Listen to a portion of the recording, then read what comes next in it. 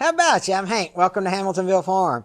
We're going to do something crazy today, actually. I've got a 7-foot box blade that I'm going to try to strap on the back of Olive Oil here. And just to see if she can scratch. I'm not going to be pulling or moving big mounds of dirt or whatever. But hey, let's just see if she can get her juices flowing again and kind of get into the rhythm of working. And I'll try to figure out this double H pattern while I'm at it, while I'm sitting here on the Oliver. For those of you that don't know, this is the Oliver Super 55. It's a 1955 gas model. It's probably 25 horsepower, somewhere around in there.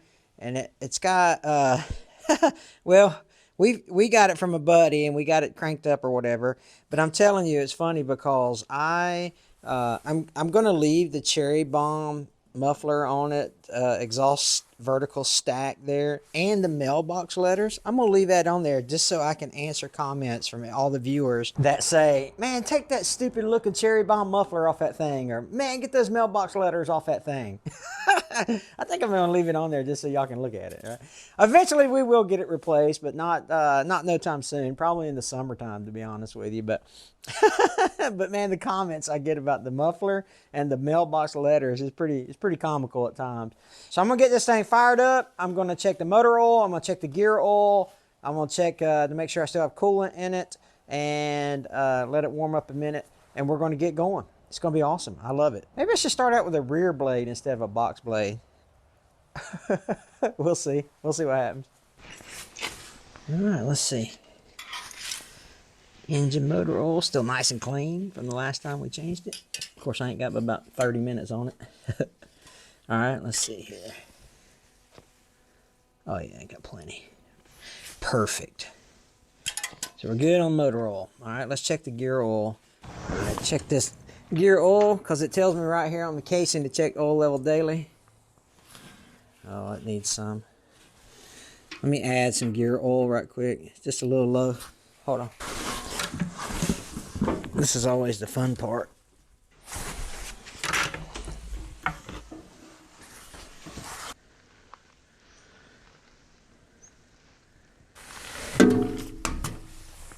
All right, now let's check the water. Oh yeah, I got plenty. Some of you have mentioned about putting some coolant in there, like antifreeze or something. I'm eventually going to do that as well. All right, let me just put just a splash of gasoline in it. Put like a half gallon in. I just put a couple gallons in it the other day, so I just don't want to run out. Good thing it's not like a diesel though. You know, you run out on diesel and that's bad news, but so gas ain't as bad. But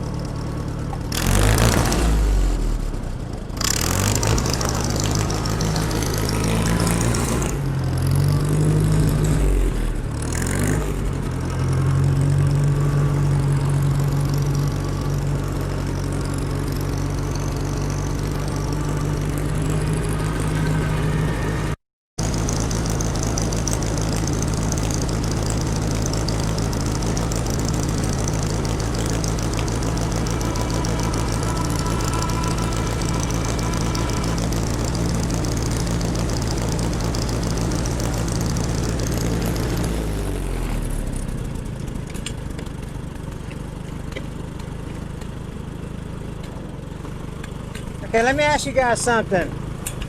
Is there a way to like secure this throttle? Because basically what I'm having to do is I'm having to bring the throttle down with my hand and then hold it because it works its way back to you know, to low RPMs.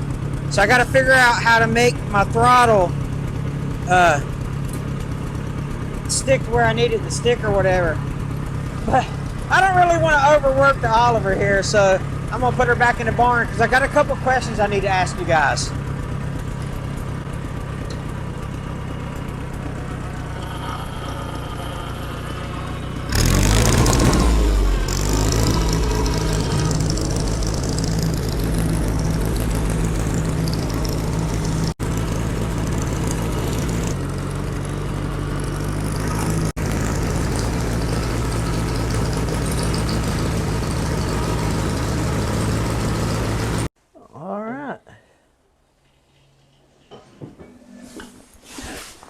What do you think, Gina? Cool, huh? Yeah. look at this work on olive oil done, right? Look, she started here. The tire tracks is when we just put her back up. But she done all right, didn't she? She pulled a little bit. Proud of her. Scraped a little bit here. You can see, this is an excellent example of what I was talking about with the throttle. You can see the curve. See that curve in it right there? I need to figure out how to get that throttle done. We'll talk more about that here in a sec. Dumped it out right there. Dumped the dirt out right there. Went back onto the ground right there. Oh, olive oil. Look at her. Look at her earning her keep. Got into some of this soft sand here. Pulled it up. Actually got it leveled out a little bit up here. But look at this. Up here where the gravel is, remember we had a load of gravel dumped up here, and this is kind of what was left over. Y'all saw me back push it here. So it kind of filled in that hole a little bit. Not too good, but a little bit. Pretty neat stuff. Let's talk more about it in the bay. Yeah, I'm gonna have to take a look at this throttle situation and figure out, is there a way to secure that somehow so that it doesn't work its way back loose again. So I'll have to research that. Leave a comment below if you think that, or if you know, because I was looking for some type of like foot throttle or something like that, and I just didn't see it, or I don't understand it. So I don't know how to keep the throttle, because obviously I can't steer and hold that at the same time, because I can't, it ain't working too good. So my question would be, how do I get this to secure? Is it just something that I just need to tighten up, or what? I'll have to figure that out, but it's good, man. I did hear the gears whining a little bit in the rear end. I'll check the gear oil again to make sure I have enough, because usually that whining sound is an indication that you don't have enough fluid in your hydraulic system or your gear system. So I'll go ahead and I'll check that again. I think that I'll get this double H pattern all right. You know, I can figure it out. I can feel it now that I've actually driven it a little bit. So I can feel where neutral is and where I guess the main neutral is in between the top H and the bottom H. And it's crazy though, but I think with a little more time, if I get this throttle fixed, I think with a little more time I can figure out this double H pattern. I don't know if Gina got any shots or not of the PTO spinning while it was running, but I guess that's a live PTO is what they call it, so it's going to run regardless. So you can hook something up, but I don't ever see myself putting a PTO driven implement on the tractor itself. There's a couple things I know I'm going to do before I really get into like working the tractor or using it to augment the Branson when I'm working on the Branson. Is I'll weld that exhaust, so I'll make a new exhaust and I'll put a new stack on there. You got I know earlier I was talking about that cherry bomb, but eventually I'm going to replace that. And so I'm going to need to do that. The hood over the gas tank is not secure, so I'm going to have to secure that, obviously. But we're going to get it painted this summer when the temperature warms up. There's no way we could start painting it now in this cooler weather. Wasn't it cool to see the olive oil? She was just itching to get back out there, wasn't it? But you could tell she's tired. Bless her heart.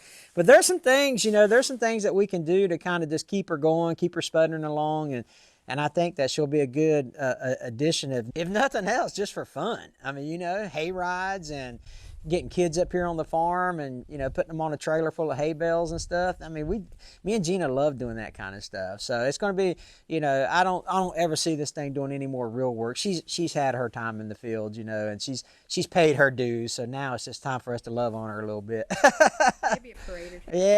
Yeah, that's a good point. We might put her in a parade. We do have some parades around here, and let people enjoy seeing her when she gets out in the parade route. Hey, listen, I know it was only like 25 feet or so of work, but I didn't, to be honest, I didn't want to do a lot with it. You know, I just wanted to see like if it would pull some dirt, and I didn't want to fill the box blade up with it. I don't want to go out there. You don't go into a gym and start bench pressing 300 pounds, right? You warm up a little bit, you know. So I need olive oil to warm up a little bit before we actually put her to work if we're going to. But anyway, hey, listen, I appreciate you guys watching. As always, there's a white circle right here to subscribe. Underneath it is another Oliver video. You guys go watch that. We'd appreciate it. God bless you guys. Take care.